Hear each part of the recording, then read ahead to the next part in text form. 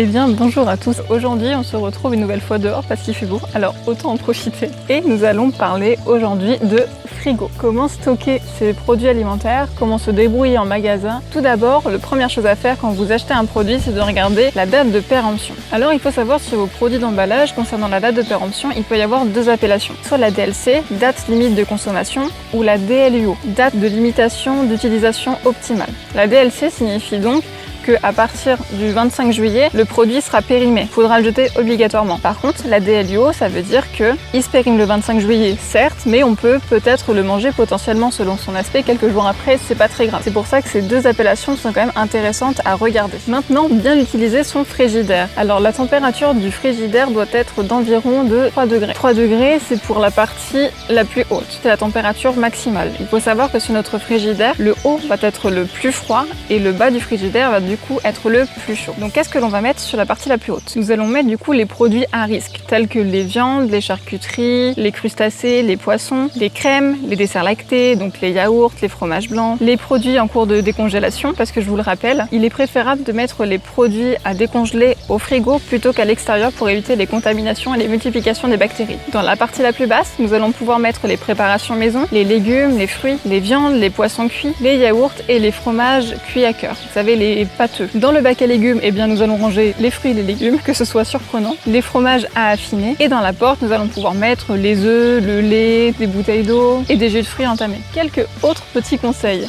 Il faut bien séparer de préférence les produits crus et cuits. Il est aussi intéressant de bien éviter le suremballage, donc de décartonner par exemple les yaourts, en avoir que les petits pots en plastique ou en verre et non le suremballage en carton, qui n'est pas du tout nécessaire. Il est également très intéressant de ne pas laisser les produits réfrigérés en dehors du réfrigérateur trop longtemps pour éviter encore une fois les multiplications et les contaminations par les bactéries. Après, quelques conseils logistiques, ça va être de mettre en avant les produits dont la date de péremption est la plus proche, histoire de, quand on va dans le frigo, le premier produit qu'on prend, eh bien ça va être celui-là qui va se périmer le plus rapidement pour éviter de le jeter parce qu'il va être périmé, qu'on n'a pas fait attention, qu'on a oublié, etc. Donc par cette même conseil, je dirais même de ne pas surcharger son frigo. Comme ça, d'une, ça évitera que le frigo consomme de trop et qu'ensuite on oublie que certains aliments et qu'on rachète d'autres et que du coup, le produit qu'on avait précédemment acheté, on l'a oublié, il est périmé et on le jette. Ça permet une meilleure rotation des produits, de le mettre en avant et éviter également le gaspillage alimentaire. Ce qui va être important également, ça va être de nettoyer son réfrigérateur avec un détergent une fois par semaine pour éviter les contaminations. Et enfin, en bonus, quand on fait les courses, donc on commence déjà par les produits secs, les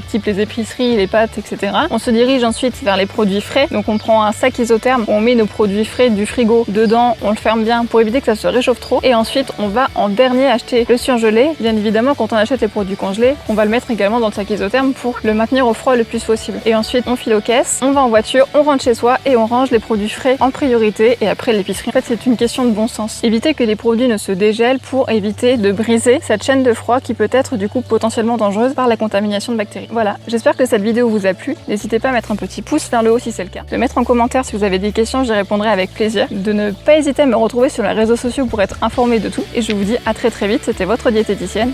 Salut!